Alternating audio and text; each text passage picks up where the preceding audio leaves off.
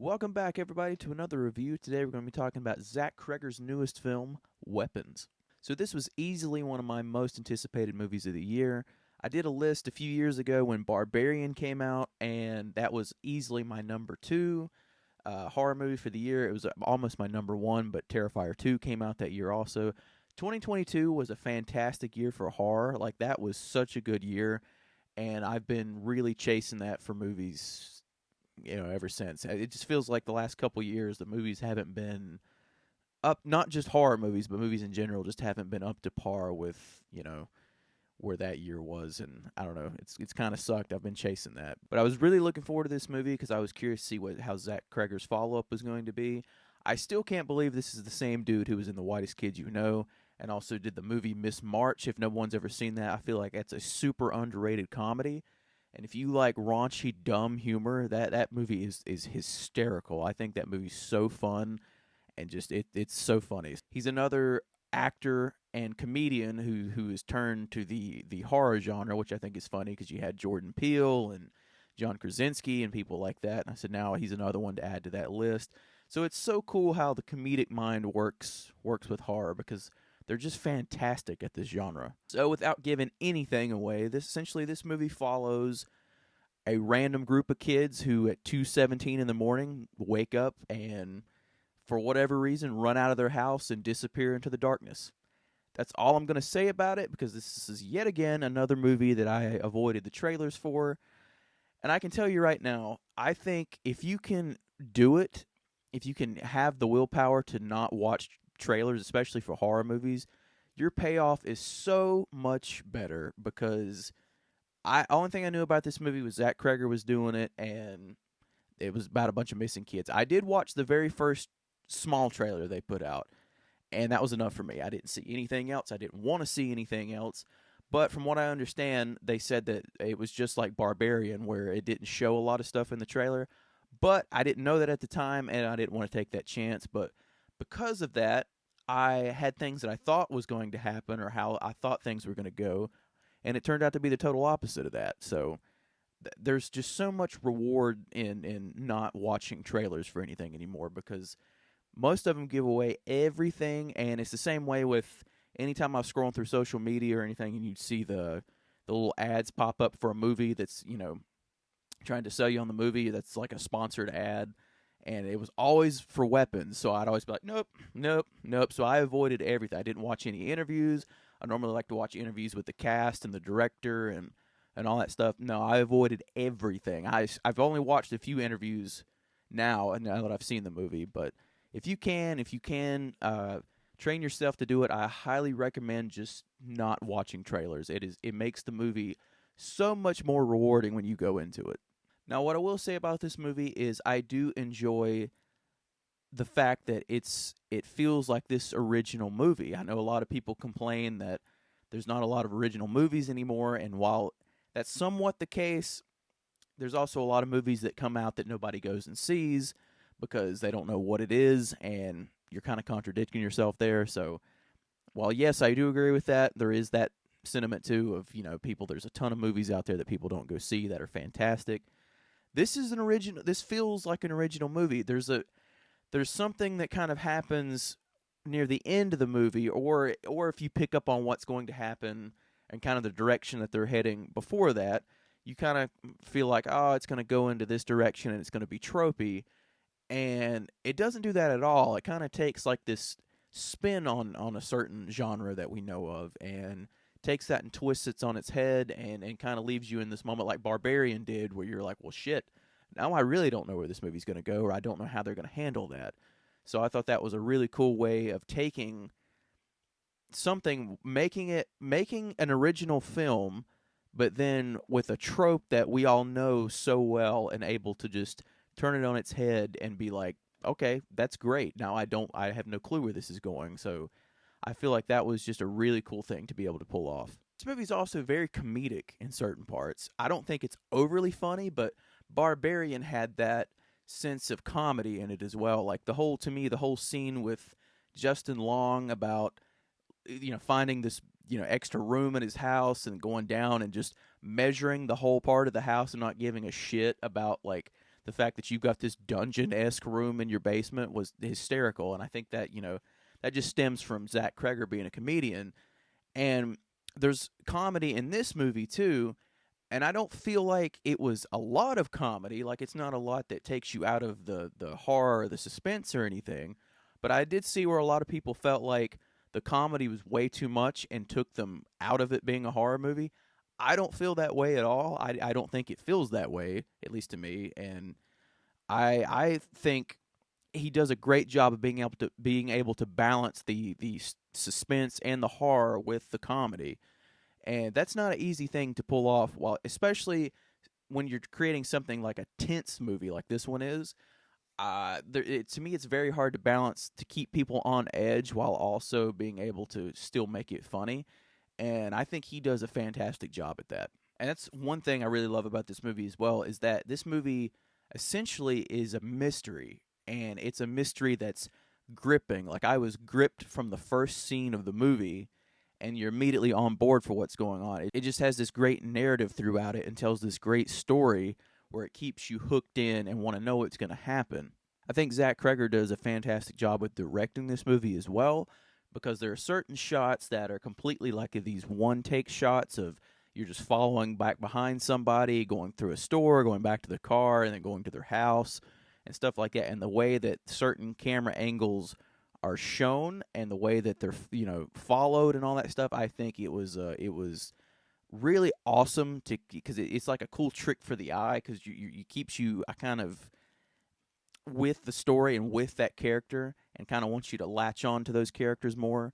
And I think it just looked beautiful the way that certain things were shot and done. And I'm a sucker for one shots in movies, and if they're pulled off so well, and I think he does a fantastic job of being able to do that. He also has this great tension in this movie that he builds, because yes, there are jump scares in it, but I think the jump scares are not the cheap, lazy jump scares. I think for the most part they have something to do with the story.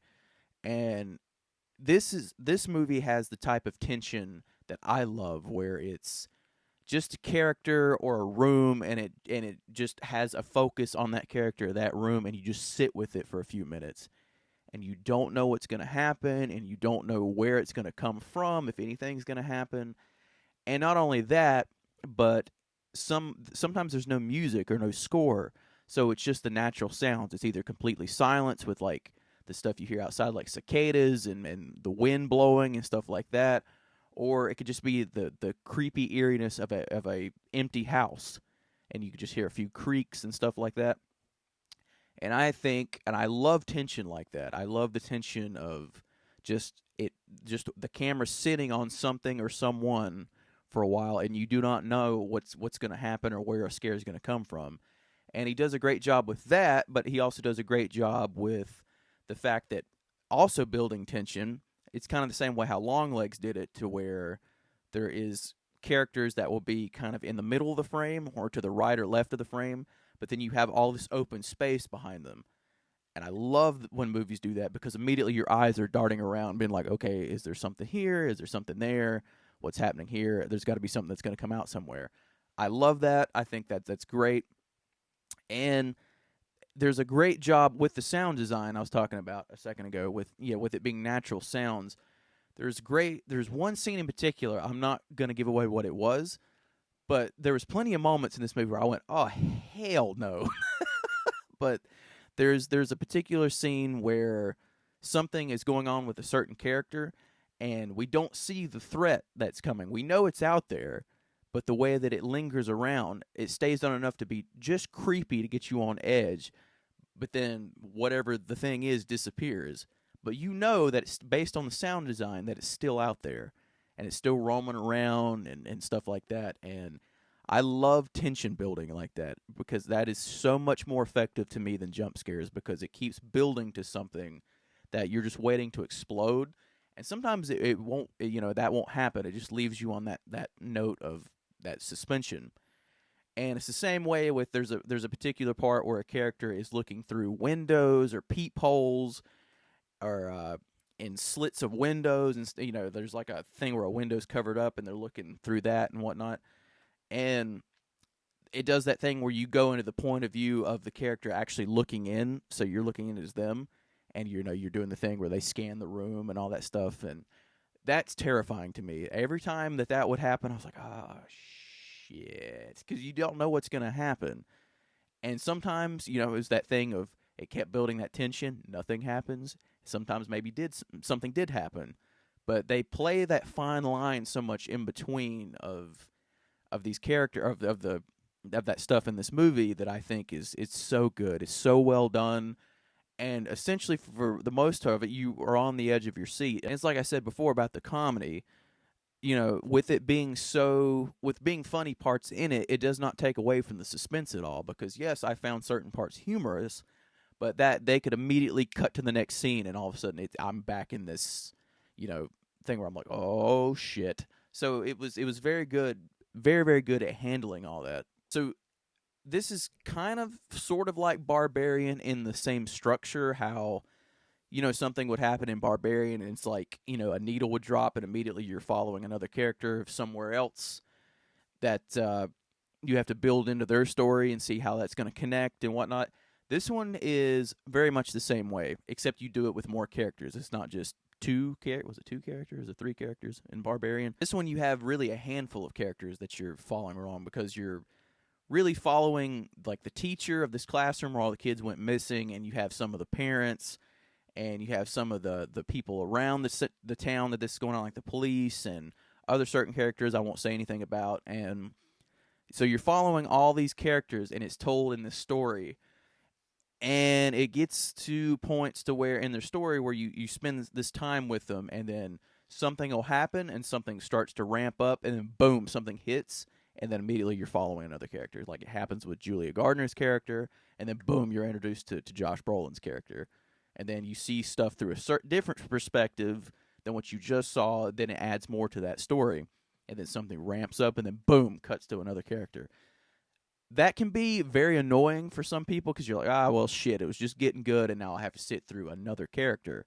But for me, I think that helped build the story even more, because you got to see the story from other people's perspective, and not only that was that it fleshed out that story even more, and it was able for the story to come together at the end even better, because I knew in some way, shape, or form the story was all going to connect together. So, and that's another thing. With all the stories that you follow, nothing is ever boring. Nothing ever takes you out of it and feel like you're watching a separate movie or anything like that. It stays focused, and it's all the stories are that the characters that you follow with their stories are very interesting. The acting in this movie across the board, everyone is fantastic. Julia Gardner, I knew was going to do fantastic. I first was introduced to her in Ozark, and she kills it in that show. It's like all the awards that she won for that show, she absolutely deserved. So I knew she was going to be fantastic. She was good. Josh Brolin is fantastic too. Funny thing was, I found out that Pedro Pascal was supposed to have the part that Josh Brolin had, but due to the writer's strike and all that stuff, he had to drop out, which would have been hilarious, because there would have been 4 movies this year that was released near the same time that had all been for Pedro Pascal. But Josh Brolin did a fantastic job. I love Josh Brolin. Benedict Wong was great. He's got a smaller part in this, but he's great in the role that he has.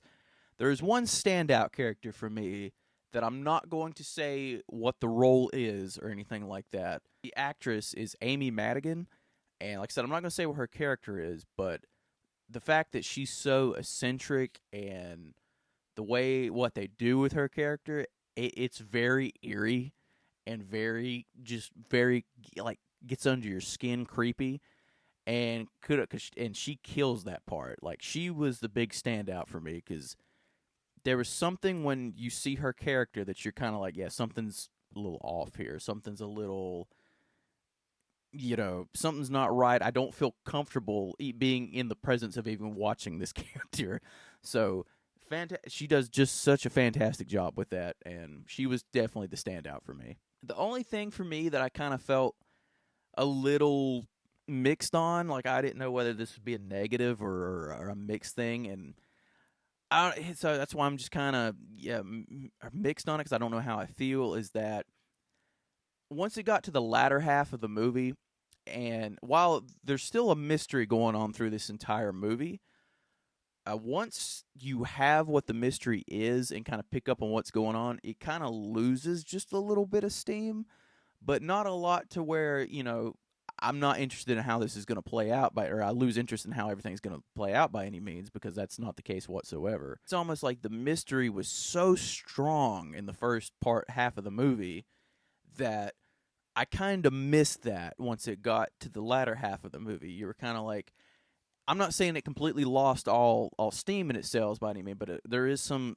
that came out of it, and I just wish it kind of held on to that same part of the mystery throughout, leading all the way up to whatever the reveal was, because this is also a movie that has breadcrumbs sprinkled in throughout it that you can pick up on certain things and kind of put two and two together. This is one of those movies that definitely merits rewatching, because once you figure everything out, I guarantee you if you go back and watch it, you'll start to pick up on stuff here and there, and all that connects to that, missed that before. And I love movies like that because it gives you so much more to find. There's still stuff in Hereditary that people talk about that I still haven't found upon rewatches and stuff, which I think is so cool. So I love movies like that because it just gives this extra oomph to the movie. It gives you something more to look for in the movie, and I think it just overall adds to the experience of it. And that's another thing. Like, this movie is over 2 hours. It's like 2 hours and 8 minutes, I think.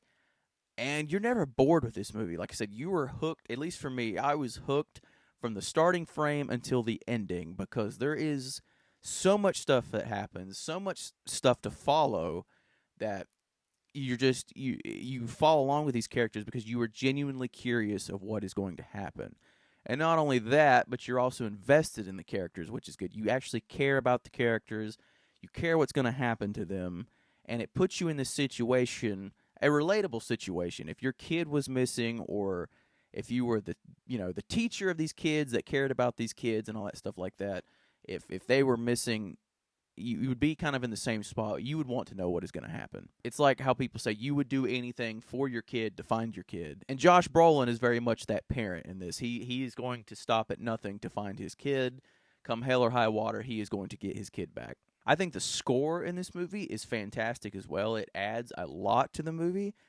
But the thing I love and appreciate most about it is that they know when to use it, and they know when to be silent and just use the natural sounds, because the two together mix so well, because there's certain parts that'll lead up with music and all of a sudden, boom, silence.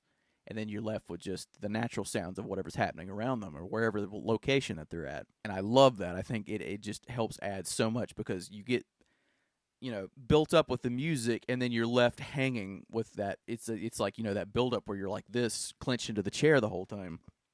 And it helps build that and leave you with it, which I appreciate that they were able to mix it so well, and to be able to find that fine line in between where they were able to know what scenes needed music and what scenes did not need music, or what scenes needed the build up and which ones didn't. So I think they did a fantastic job with that. Now, there is a few scenes of gore in this movie as well, like some serious gore, and that I was not expecting, but I was like, holy shit.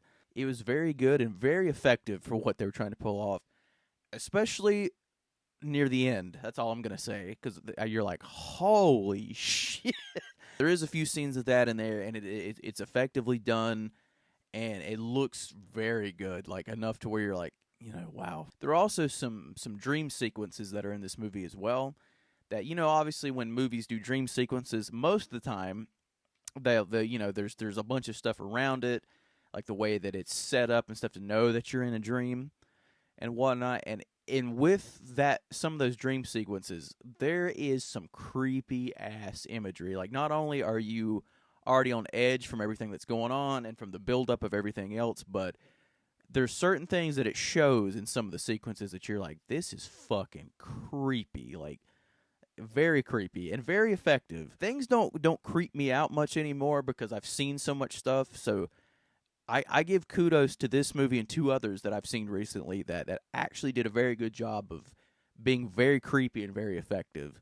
I don't really have anything negative about this movie or things that I disliked, because I was a big fan of it, and I was a big fan of, Barbarian, and I was just hoping that Zach Cregger could live up to that movie, and I think you did. I was like, I really enjoyed this movie. I think everything that I just talked about is so well done that it's a great effective movie, and it's definitely a movie that deserves your attention if you're looking for something with a fresh take on it and something that's kind of got a nice twist and something original. I would definitely go check this movie out. Even if you didn't like Barbarian, this is one that I would give a shot just to see if you're how it affects you or how it hits you, if it hits you any differently than Barbarian did. Thank you so much, everybody. That's my review for Weapons.